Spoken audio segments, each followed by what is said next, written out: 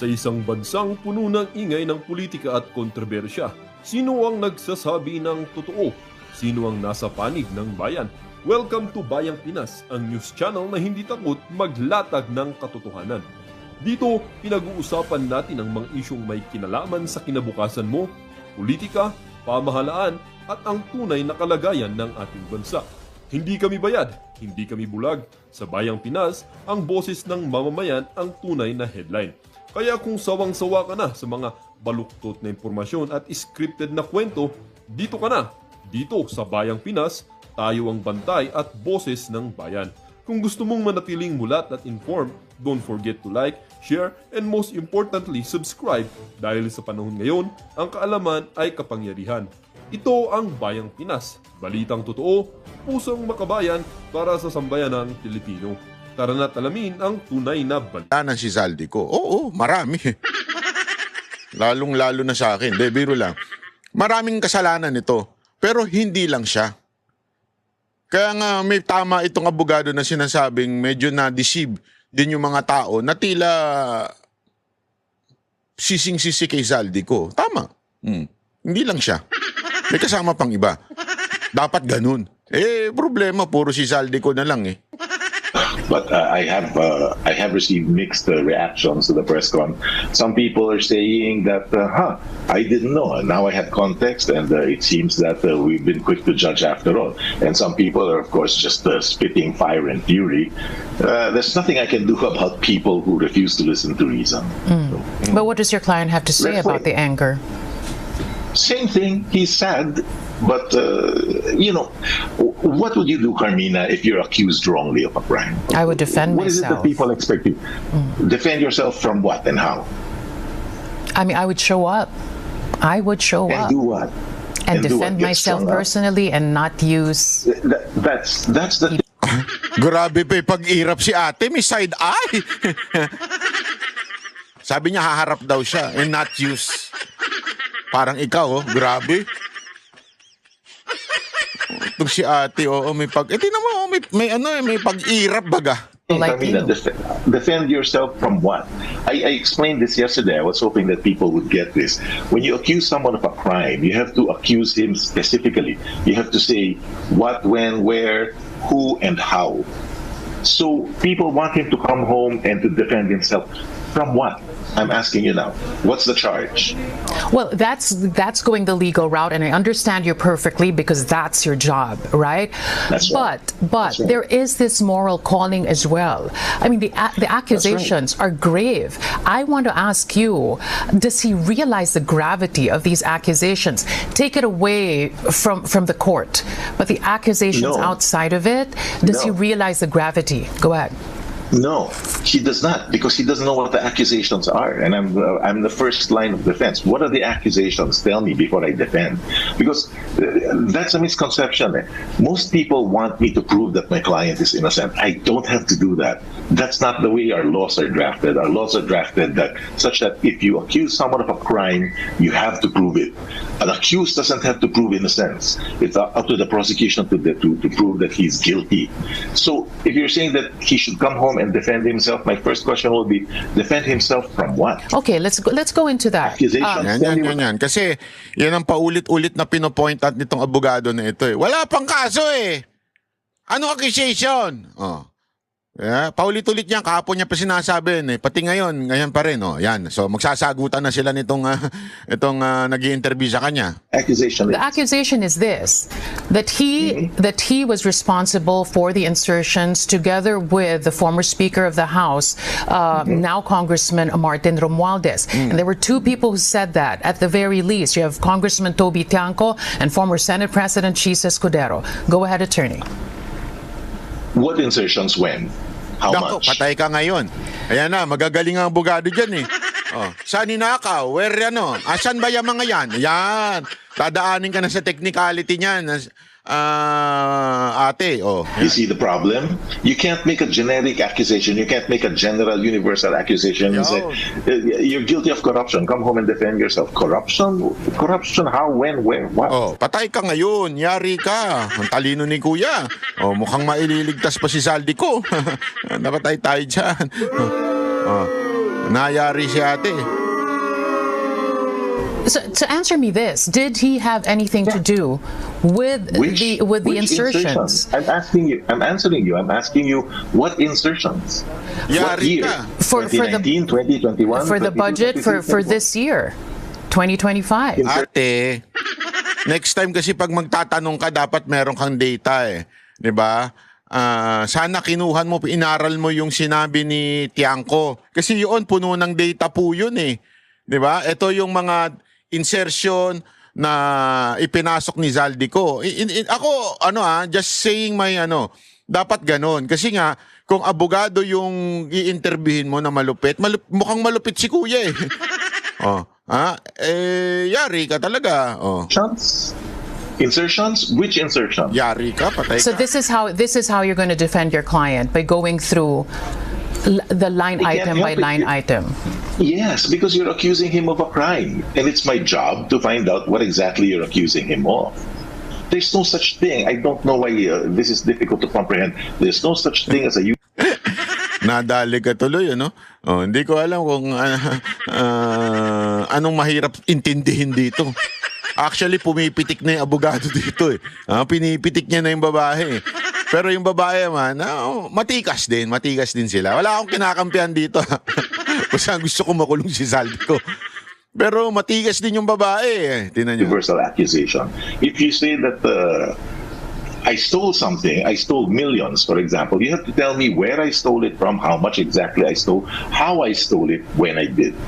You can't tell me that I should defend against an accusation of theft or robbery. That's the way it is. Okay, what about being the chairman of the Appropriations Committee? What about being part of this small committee? What about the missing minutes that cannot be given to the public? That's what Congressman Toby Tiangco is also saying. Maybe you're confident about saying which insertions, which line item, and all of that, because there is nothing as of the moment that would point to a certain insertion, because the minutes of the small committee, they're nowhere to be found. No one is releasing it. I don't know. I don't know the details of the accusation. Why don't you ask your client? Have you asked your client about it? You're missing the whole point, Carmina. I can only ask him. Alam mo, logically may punto ito eh. Although pinagtatanggol niya mali. Pero may punto ito eh. Kasi yung nag-i-interview sa kanya medyo kulang sa details eh. Para bagang sinasabi niya, entire corruption lang.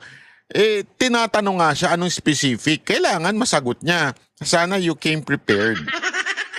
About a certain accusation. I can't ask him about general accusations. That's the whole point of this conversation. You have to tell me what it is. Now, if Representative Tiangco has a... Alam mo bakit? Ang problema ito. Kaya naiipit si ate. Ang problema kasi, there is no case to talk about. Nagigets nyo? It's all propaganda of the government. I'm not saying it's not true, ha? Ako, naniniwala ako merong kagagawan nito si Zaldico. Okay? But I cannot, hindi pa pwedeng, it's not what you believe, it's what you can prove. Diba? How can you prove if there is no case? Yun ang problema natin eh. Kaya nga sabi ko sa inyo, yung puro satsat tayo ng satsat, putang ina, walang kwenta yan kung hanggang ngayon hindi pa kinakasuhan ng gobyerno ito. Ang dami pa nilang sinasabi. Para tayong tanga eh. Accuse tayo na accuse. Diba? Salita na salita itong lintik na gobyerno to. Mahiya naman kayo. Galit kami. Sino ba nauna na gano'n na si Marcos? Diba? Pero asan ang kaso? That's why this lawyer is winning in the argument kasi there is no case. Nakikita nyo? Diba? Kaya magaling yung abogado eh. Lumabas siya, wala pang kaso. Tapos pag may kaso na, sasabihin niya, hindi na pwedeng pag-usapan kasi may kaso na. Gago! Di na ipagtanggol niya na kagad yung kanyang kliyente kasi nga, ang tagal ng lintik na kaso na yan. Accusation on specifics, then he should file it in court. I don't want to litigate this on the media because he has a bigger forum, a better and a louder forum than I do. he has the Congress. He can deliver a privilege speech. He can go on TV anytime. I don't have that. I don't have that power. So he doesn't understand why. He does not understand. He does not He does- understand the my client? anger. No, he does. He does. But you're asking me to explain it away. I can't. Because I don't know what the accusations are. No, but how does he take this whole situation? What is his appreciation and understanding why what is happening feels- is happening to him? He feels very bad that there's a lot of anger, but he doesn't understand why he's the target. Because you're saying, I know what you're going to say. You're going to say because he hasn't answered the accusations. And I'm going to say again, what accusations? When did your client feel that, the tide was turning against him?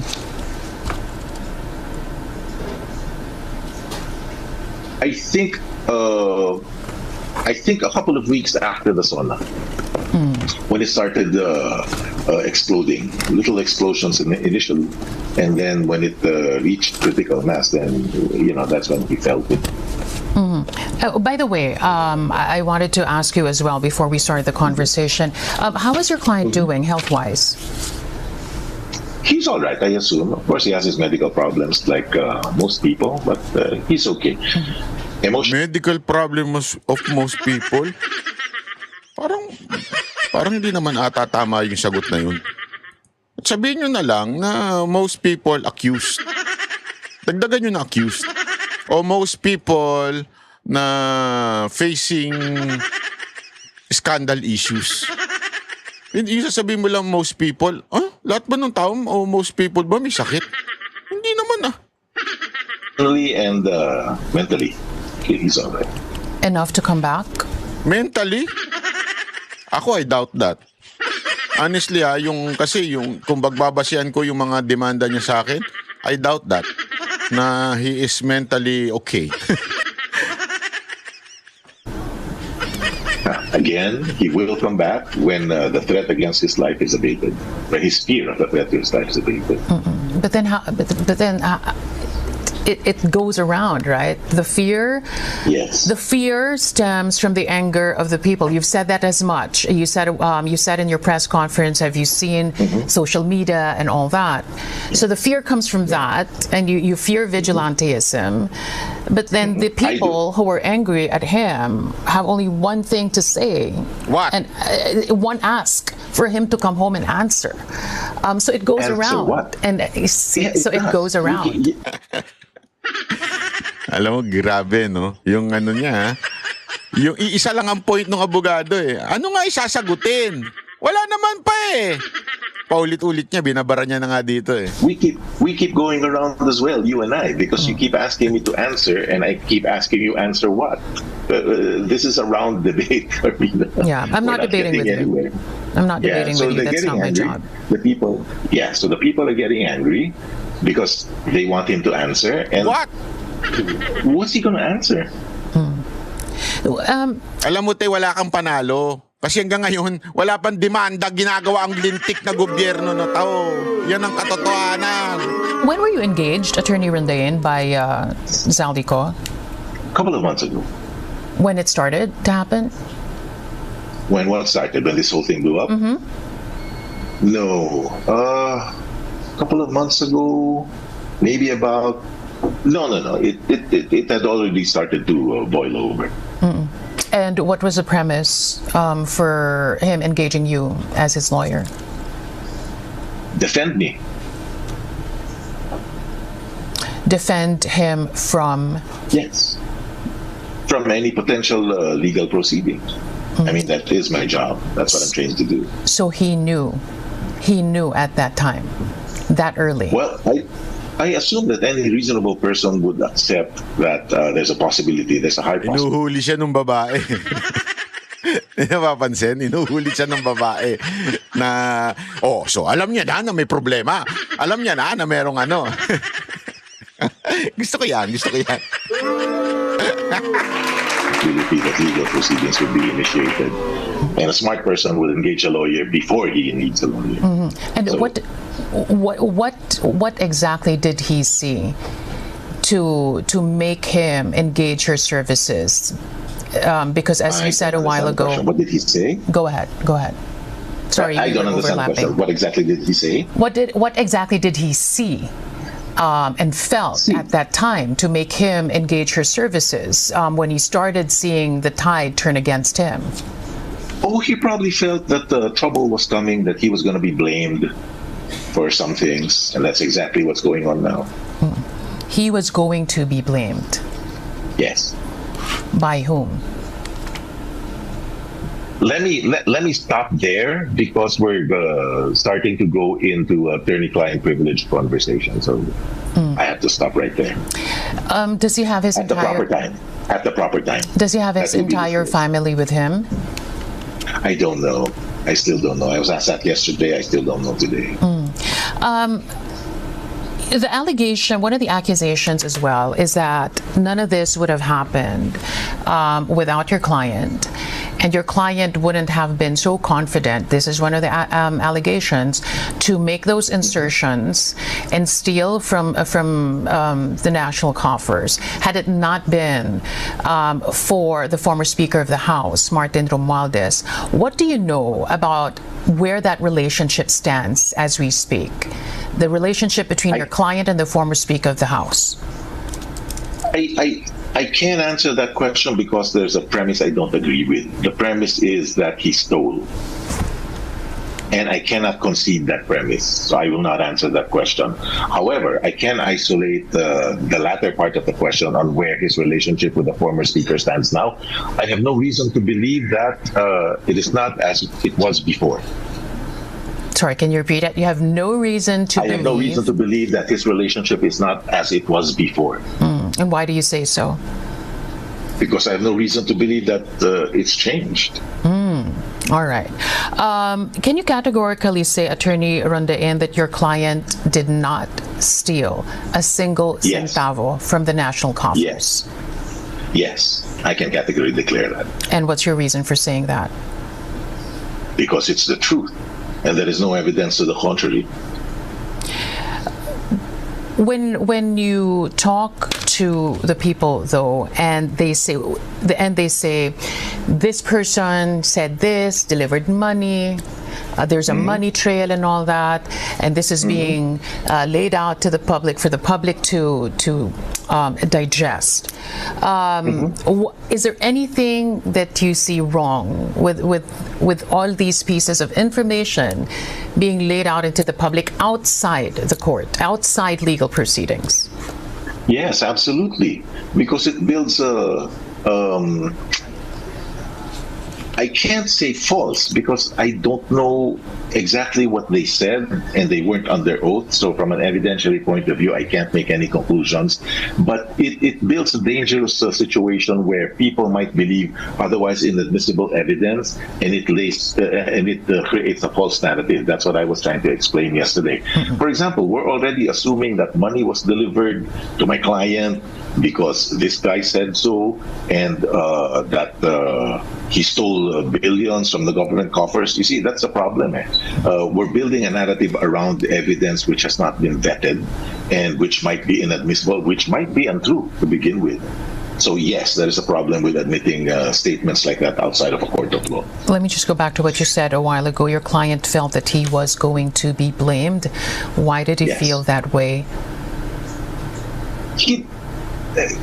Without disclosing too much, he was chairman of the Committee on Appropriations, and he did his job. He did what was incumbent upon him as chairman. He didn't cut any corners. He didn't do anything else. He did what was incumbent on him. And if something about the budget blows up, who are they going to blame? The chairman of the Committee on Appropriations. Yan po kasi yung alam mo mga kababayan, ako talaga 100% naniniwala ako na may pananagutan po si Zaldico bilang chairman ng appropriation. I understand, talagang meron siya. Kaya lang, hindi dapat matigil doon. Yun yung paulit-ulit natin sinasabi, na may boss yan. Wala namang magagawa ang isang chairman hanggang hindi sasabihin ng speaker. Yan po ay knowledge na ho yan, public knowledge na po yan sa Kamara. Alam nyo, there was even a time na we are so updated with what's happening nun sa Kamara nung panahon ni Senator Cayetano bilang Speaker of the House. Kaya alam ko ho yung nangyayari nun eh. Alam ko ho yung nangyayari noon kung bakit may mga gustong maging Speaker of the House. Kasi madalas nga tayong pumunta nun sa Kamara nun eh. Tapos nakikikwento sa akin ng mga congressman, marami tayong nakakausap doon. And sabi nila, it's really the Speaker. It's unlike the Senate, which is fewer, tapos botohan. Kahit pa paano, di ba, marami, madalas nagkakaroon ng ano dyan, coup sa Senate President. Kasi nga mas madali dahil konti lang sila. Unlike dito, marami. So, ang lakas talaga ng Speaker. Para makausap mo, mapalitan mo ang speaker, it will really take so much power, energy sa mga mga congressman. Kaya nga alam mo yan ng mga congressman na talagang etong speaker ang may control sa lahat ng bagay. Kaya agree ako sa isang part na sinasabi nitong lawyer na ito na tila maraming nami-misled. Kaya alam, magkaiba kami ng dahilan ng pagiging misled. Ako, sa tingin ko, kaya nami-misled ang tao dahil si Zaldi ko lang ang sinisisi. Tapos ngayon, may pinalalabas pa, may propaganda pa against Chis Escudero. Diba? Na tila, si Zaldi ko at saka si Chis Escudero ang magkakuntsaba sa mga ganyang pangyayari. Wala akong control ang isang Chis Escudero, isang Senate President, sa tao ng Speaker of the House. Walang kontrol yun. Anong ginawa? Kung ano-anong pinaratang, kung ano-anong binintang dito kay Senate Chis Escudero. At ang isang ang binintang dito, alam nyo kung ano, yung bago nilang pautot? Ito, papakita ko lang sa inyo. Ayan. Oh. Yan yung bago nilang pautot, yung meron daw bahay sa Alpaland, Baguio Mountain Lodge. Isang magandang bahay daw.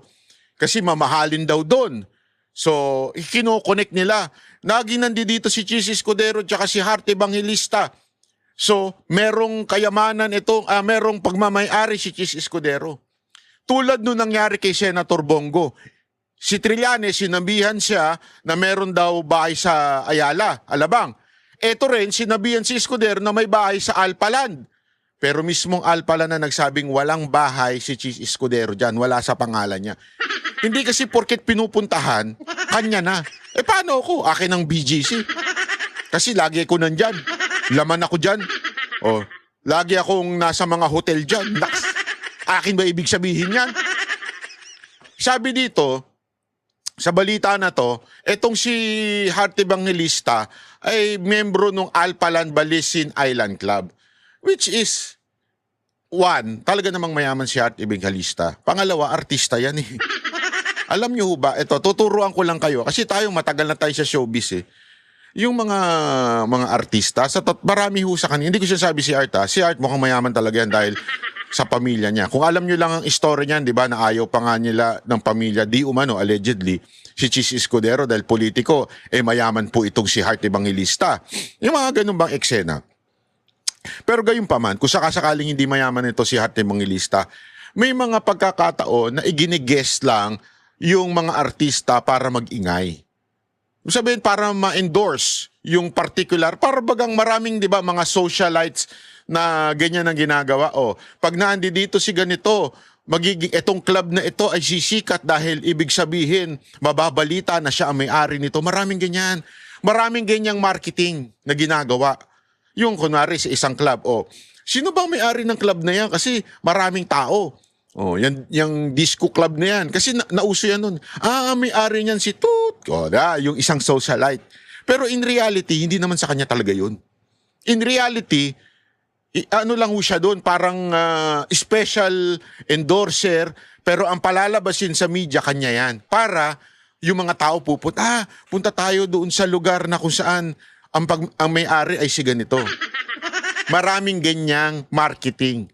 Kaya feeling ko, ganun ang ginawa dito. Hindi ko sinasabing yun ang ginawa ng Alpaland, Pero malamang, yun ang ginawa ng marketing na, ito, alpalan. O, alam mo ba, kuwari, nagbebenta sila ng property. O, alam mo ba, sino may-ari dito? Mga politiko, mga artista. O, magiging kapitbahay mo na si Heart Evangelista. Pag bumili ka dito ng pagmamay-ari, o, di ba, ikaw naman, ano ka? Oo nga, no, oo nga. Ako, ibig sabihin, mayaman ako na, ganyan, di ba? Ganun eh. Uso yan, yung ganyang klaseng marketing. Okay? Pero syempre, ngayon, ginagamit nila ito laban kay Chis Escudero. O, ibig sabihin lang po mga kababayan, this is a full lie to divert sa tunay na salarin. Sino ho yun? Walang iba kundi yung boss ni Zaldico, na sino? Si Romualdez. At walang iba kung sino yung namili ng speaker na boss din ni Romualdez, na si Marcos. Doon sa part na hindi ako sure kung sino yung boss, si Marcos ba o si Romualdez. Basta sure tayo, magpinsan sila magkakuntsaba. Pero doon sa boss, medyo tagilid yun, hindi ako sure. Alam mo naman, mahinang nila lang yung presidente natin.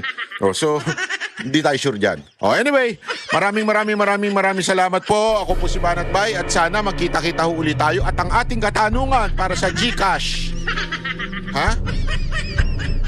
Ay, eto. Ito na yung katanungan natin. May tigpa 500 ang unang 3 mananalo. Unang sasagot sa tamang katanungan na ito. Okay?